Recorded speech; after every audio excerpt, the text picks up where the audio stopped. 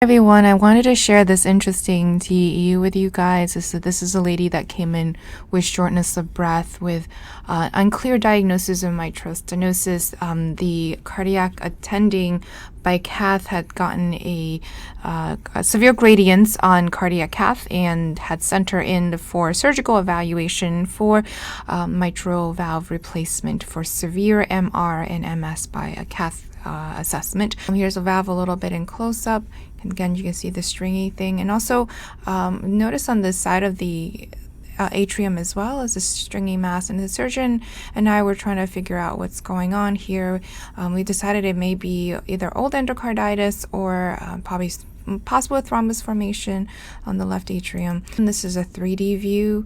Clearly you can see that the valve does open okay. It is definitely not a severe mitral stenosis, maybe moderate, but which is more or less what the numbers came out to be.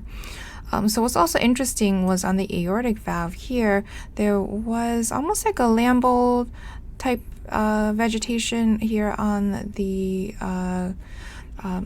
left coronary cusp. So here you can see the stringy mass appearing here. I initially thought it could be a Lambold's excrescence. I'm not sure. It actually is pretty sizable here. And also there is some schmutz, I want to say. I guess that's the best word for it here on the aortic on the aortic root. Possibly thrombus formations, really hard to tell in this case. Mean gradient, so this patient is atrial fibrillation, so theoretically you should average the mean gradient across 3 to 5 beats. Here the mean gradients are 5 to 6, and interestingly on transthoracic echo I only got gradients of 2 to 3 millimeters of mercury, so this is consistent with moderate mitral stenosis. And then also, I'll let you guys do the calculation. Pisa radius of 0.74 and aliasing velocity of 30.8. And here a Vmax of 5 to 67 and a VTI of 181. So let's do the ERO calculations together. So just remember, ERO is equal to 2 times pi times the radius of the aliasing shell times the velocity of the aliasing of the V alias, which you have artificially set for yourself. Remember, always shift the color baseline in the direction of the MR jet, divided by the Vmax. So let's do the calculations together.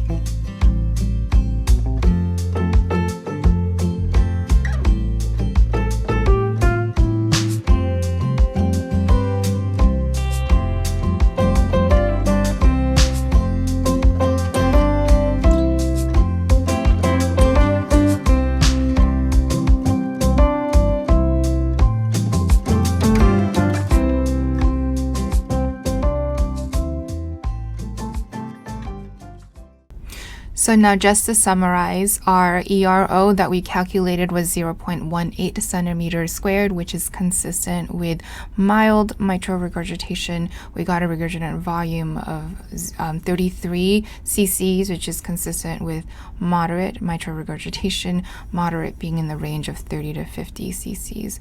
And I just want to end with this view because it reminds me of one thing that we do look at in rheumatic valve disease, because very often the question is, can we valvuloplasty that valve? And one of the things we do look at is a Wilkinson score.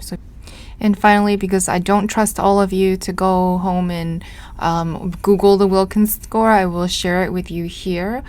So it grades the rheumatic mitral valve according to 4 criteria: mobility, thickening, calcification, and subvalvular thickening. So the total score is going to be between 4 and 16.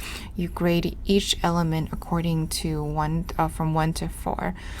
So a valve that is considered so a valve that has a higher score is much less susceptible to